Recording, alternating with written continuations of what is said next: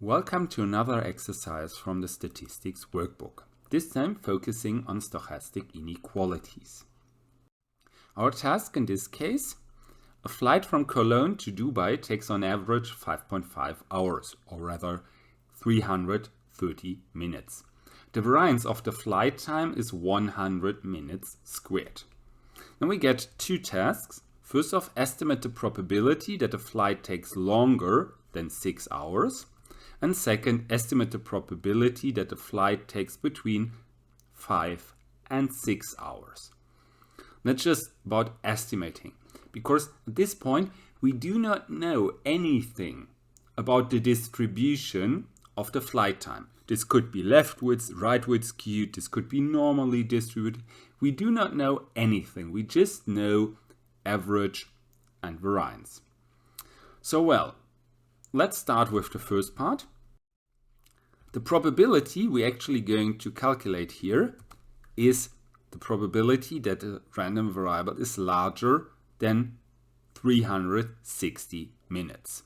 Whenever we have something like this, random variable should be larger than a given value, and we do not know anything else, especially nothing about the distribution, we can use the Markov inequality.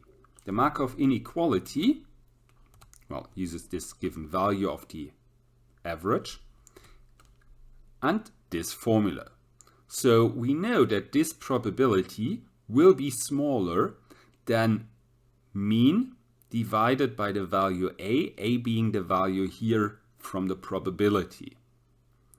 So in this case, we simply divide 330 by 360, giving us a value of 0.9167. And we can say that the probability that the flight time is longer than 6 hours is actually smaller than roughly 92%.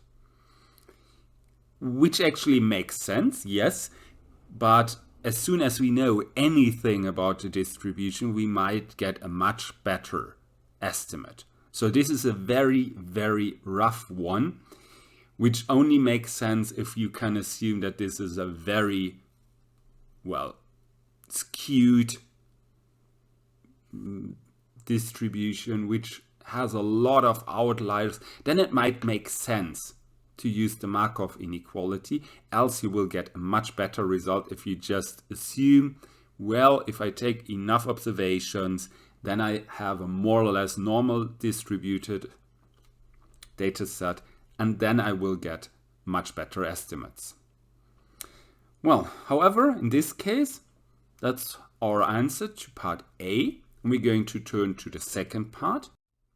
Here we're going to use the Chebyshev inequality because this one asks us about the flight time being between 5 and 6 hours.